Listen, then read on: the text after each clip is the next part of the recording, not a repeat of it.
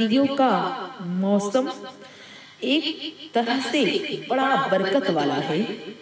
اللہ پاک کے نبی حضرت موسیٰ علیہ السلام کو سردی کے موسم میں ان کو سب سے پہلی مرتبہ وحی نازل ہوئی، اللہ سے ہم کلامی ہونے کا شرف ملا تھا، سخت سردی کا موسم تھا، آپ کہیں جا رہے تھے، راستے میں آپ کی فیملی بھی تھی، آپ کے ساتھ تھی، بہت ٹھنڈ تھی، آپ نے گرمی کے انتظام کے لیے کہیں دور آگ دیکھی، آپ آگ لینے جب گئے تو وہ آگ نہیں تھی بلکہ وہ درخت تھا جس پر اللہ تبارک و تعالیٰ کی تجلی ظاہر ہو رہی تھی، اور اللہ پاک سے ہم کلامی ہونے کا شرف ملا۔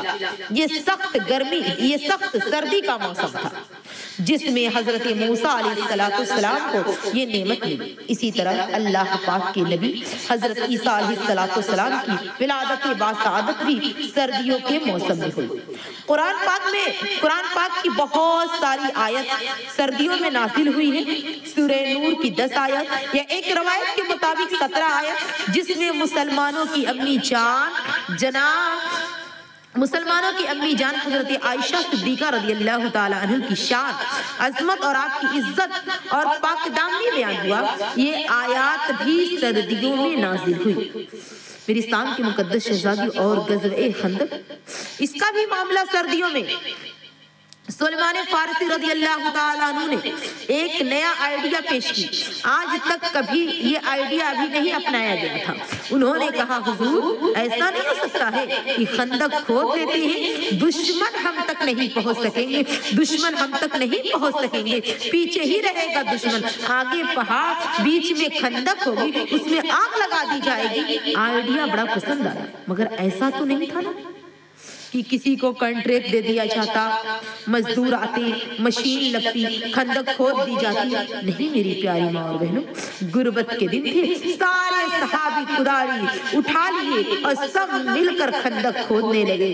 صرف صحابہ ہی نہیں بلکہ میرے اور آپ کے آقا بھی اس کام میں شامل رہے۔ اللہ اکبر! یہ واقعہ ہم کیسے بھول سکتے ہیں؟ صحابی رسول خندق بھی کھود رہے ہیں، مزدوری بھی کر رہے ہیں، کھانے تو کچھ نہیں ہے۔ ایک صحابی نڈال ہو کر آقا کے پاس آئے، حضور کھانے کا کچھ نہیں ہے۔ اپنا کرتا اٹھایا تو پیٹ پر ایک پتھر موجود ہے۔ اللہ اکبر! ذرا دیکھو تو صحیح، مسلمانوں کا لیڈر ہو تو ایسا ہو۔ اللہ کے نبی کریم صلی اللہ علیہ وسلم نے اپنا کرتا اٹھایا تو پیٹ کے 2 پتھر بندھے ہوئے ہیں۔ بھوک اور فاقوں میں انہوں نے اسلام کی خدمت کی۔ اے میری اسلام کی مقدس شہزادیوں، آج پیٹ بھر کے کھانے ہیں، مسجدوں میں پنکھے اور لائٹ ہے، قالین بچھی ہوئی ہے، مگر ہم دین کے لیے وقت نہیں، ہمیں اسلام کی خدمت کے لیے وقت نہیں دیتے، قربانی نہیں دیتے۔ میری پیاری عزیزہ، کیا ہوا؟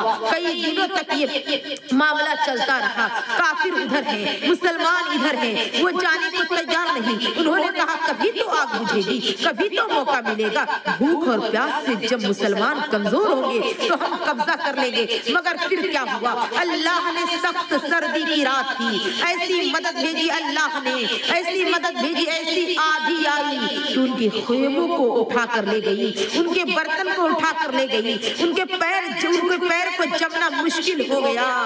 سرد رات ہو اور تیز ٹھنڈ ہوا چلے، آدھی آ جائے تو تہس نہس کر دیتی ہے۔ وہ سارے کے سارے دشمنان خدا اور دشمنان رسول اپنا ساز و سامان لے کر بھاگ گئے۔ مسلمانوں کی اللہ نے حفاظت فرمائی، اور یہ عظیم اور سخت واقعہ بھی میری پیاری عزیزہ سردیوں کے موسم میں ہوا۔ تو اس سے پتہ یہ چلتا ہے، اے میری اسلام کی مقدس شہزادیوں، اس سے پتہ یہ چلتا ہے کہ اللہ تبارک و تعالیٰ کے لیے، اس کے دین کے لیے، اس کے دین کے لیے، اس کے راہ میں اگر ہم ایک ذرہ برابر نیکی کرتے ہیں تو اللہ اس کا بے شمار فائدہ دیتا ہے۔ اور جب ہم خندق، میری پیاری عزیزہ، صحابہ کھودے، آقا دو جہاں صلی اللہ علیہ وسلم خود کھود رہے ہیں، تو اللہ تبارک و تعالیٰ نے مسلمانوں کی حفاظت کی، اور ایسی حفاظت کی کہ اس کی مثال میری پیاری عزیزہ ملانے سے نہیں مل سکتی ہے۔